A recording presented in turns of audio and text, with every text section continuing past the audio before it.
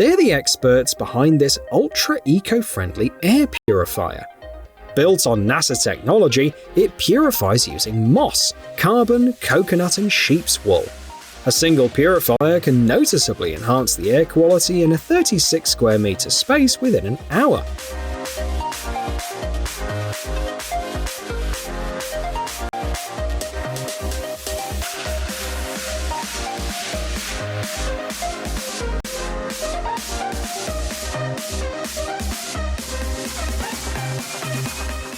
According to the folks at Atlan Cube in Taiwan, the average person wastes 100 hours in their lifetime logging into different sites and apps.